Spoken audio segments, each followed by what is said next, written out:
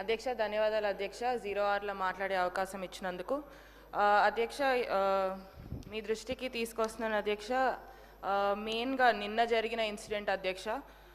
కోయిల్కొండ మండలంలో గురుకుల BC welfare residential school ఉంటుంది అధ్యక్ష school and junior college run అవుతుంది అది ఏంటంటే ఉన్న స్ట్రెంత్ కన్నా ఆ స్ట్రెంత్కి సరిపోవట్లేదు అధ్యక్ష ఆ బిల్డింగ్ అండ్ ఆల్సో అది ఎప్పుడో బిల్డింగ్ 1964లో కట్టిన బిల్డింగ్ ఆల్మోస్ట్ డిలాపిడేటెడ్ స్టేట్లో ఉంది అధ్యక్ష ఇంకా నిన్న రాత్రి కూడా చూస్తే పాములు వచ్చే విధంగా ఉంది అధ్యక్ష ఆ బిల్డింగ్ కూడా అండ్ అక్కడ నుంచి స్టూడెంట్స్ని షిఫ్ట్ చేయాల్సి వస్తుంది సో దానికి ఒక పర్మనెంట్ సొల్యూషన్ ఇచ్చే విధంగా ఇక్కడున్న ఇన్ఛార్జ్ మంత్రివర్యులని అదేవిధంగా మన ముఖ్యమంత్రి గారిని అడగదలుచుకున్నాను అధ్యక్ష దాంతోపాటు ఆల్రెడీ ఇంతకుముందు ధన్వాడ మండలానికి చెందిన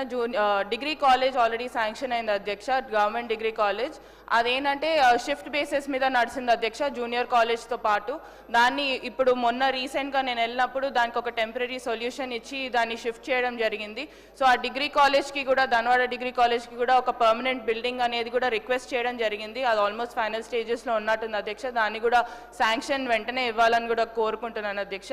దాంతోపాటు మర్కెల్ మండలం అధ్యక్ష మర్కెల్ మండలంలో ఒక జూనియర్ కాలేజ్ లేదు అధ్యక్ష విద్యార్థులు చాలా ఇబ్బంది పడుతున్నారు ఆ జూనియర్ కాలేజ్ లేక సో ఆ జూనియర్ కాలేజ్ ఈ అకాడమిక్ ఇయర్ నుంచి కొత్త అకాడమిక్ ఇయర్ నుంచి స్టార్ట్ చేస్తే బాగుంటుందని మీ ద్వారా మంత్రివర్యులని అదేవిధంగా సీఎం గారిని కూడా కోరుకుంటున్నాను అధ్యక్ష దాంతోపాటు నారాయణపేట్ టౌన్లో అధ్యక్ష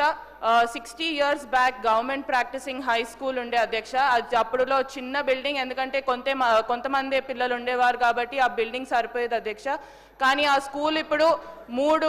డిఫరెంట్ బిల్డింగ్స్లో నడుస్తుంది అధ్యక్ష దానికి కూడా రిక్వెస్ట్ పెట్టడం జరిగింది అది కూడా త్వరలో శాంక్షన్ చేయాలని కూడా మీ ద్వారా కోరుతున్నాను అధ్యక్ష దాంతోపాటు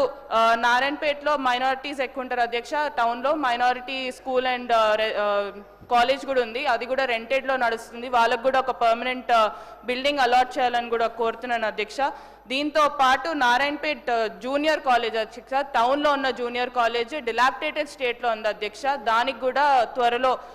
దానికి కూడా ఒక కొత్త బిల్డింగ్ చూపించాలని కూడా కోరుకుంటూ నాకు ఈ అవకాశం ఇచ్చినందుకు ప్రత్యేక ధన్యవాదాలు అధ్యక్ష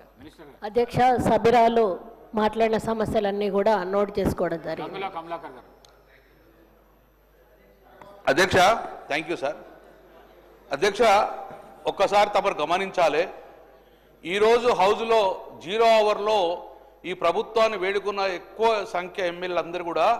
సాగునీటికి ఇబ్బంది తాగునీటి ఇబ్బంది మా రైతుల పంట పొలాలు ఎండిపోతున్నాయని చెప్పేసి ఈరోజు తమను ముందు ప్రభుత్వాన్ని విన్నవించుకున్నారు అధ్యక్ష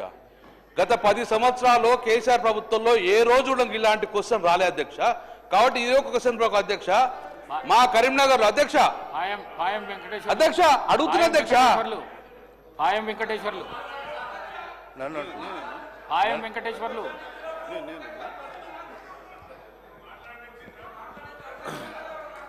మాట్లాడే అవకాశం కల్పించినందుకు ముందుగా ధన్యవాదాలు అధ్యక్ష నా నియోజకవర్గం పినపాక నియోజకవర్గం పూర్తిగా ఏజెన్సీ ప్రాంతం అధ్యక్ష నా నియోజకవర్గంలో 7 మండలాలు ఉంటే 4 మండలాలు బోర్గంపాడు అశ్వాపురం మనుగూరు పినపాక 4 మండలాలు కూడా గోదావరి పరివాహక ప్రాంతంలో ఉన్నటువంటి ప్రాంతం ఈ గోదావరి వరద ముంపుకు మీకు ప్రతిదీ అలవాటైపోయింది పినపాక నియోజకవర్గంలో మరి అనేక గ్రామాల్లో వందలాది కుటుంబాలు ప్రతి సంవత్సరం కూడా ఈ గోదావరి వరద ముంపు గురయ్యి ఆస్తి నష్టం ప్రాణ నష్టం అదేవిధంగా పంటల నష్టం కూడా జరుగుతూ ఉంది అధ్యక్ష మరి గోదావరికి సంబంధించి 1974లో 77 అడుగులు 1984లో 76 అడుగులు